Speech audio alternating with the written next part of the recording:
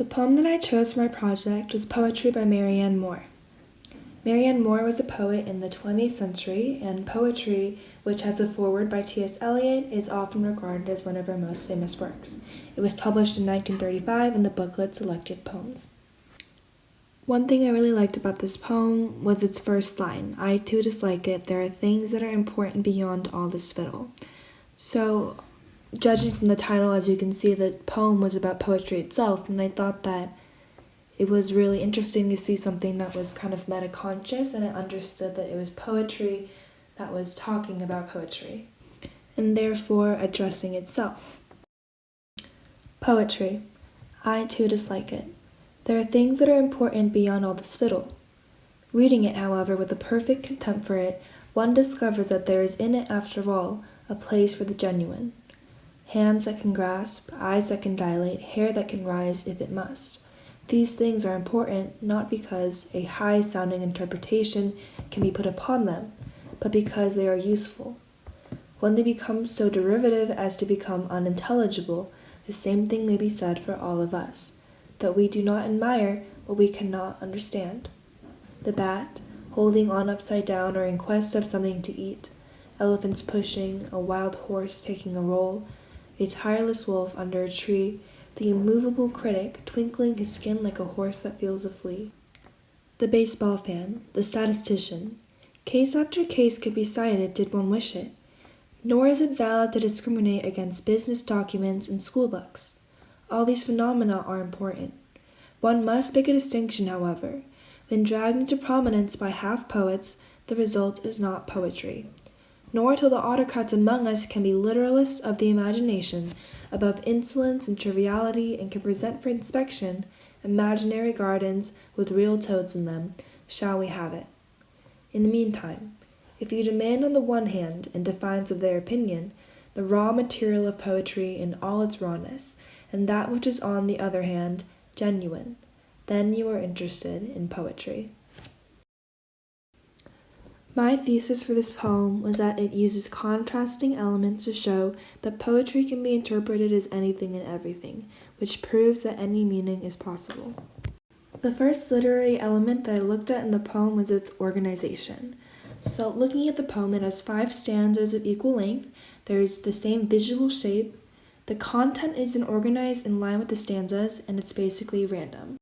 So to use an analogy, it's as if there's a mold for the shape of the poem already, and the words were just kind of poured in, so it's kind of random the way they're ordered.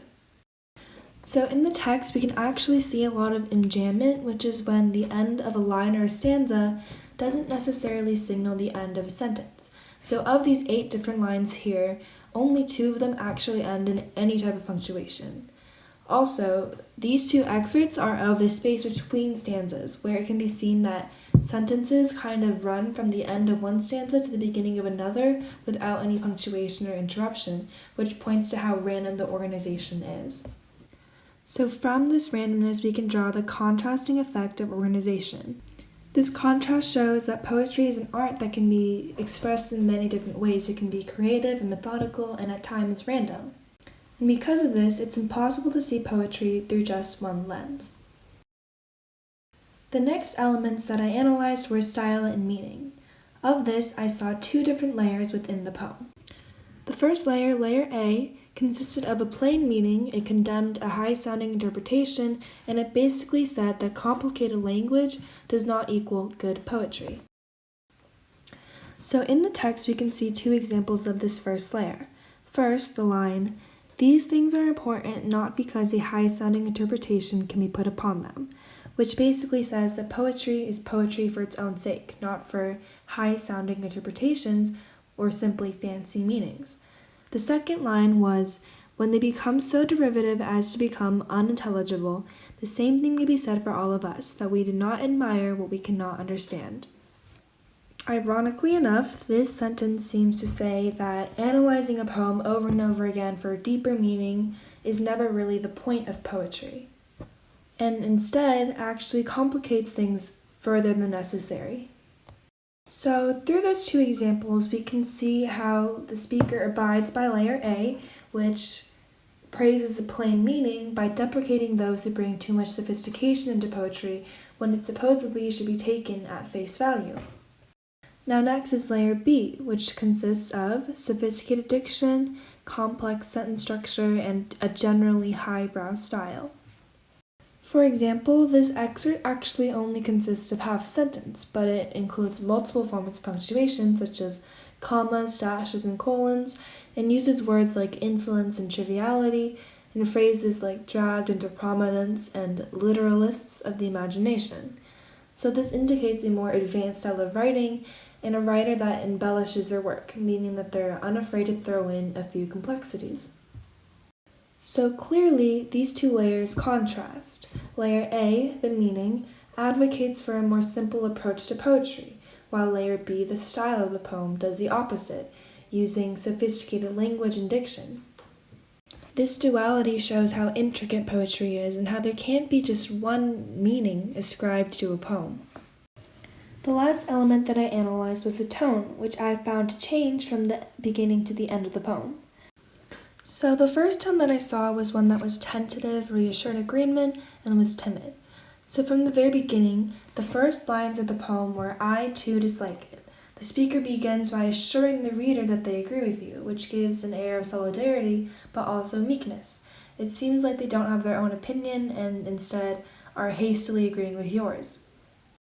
This nervous tone changes in the end of the poem, where the second tone is more assertive and states their own opinions.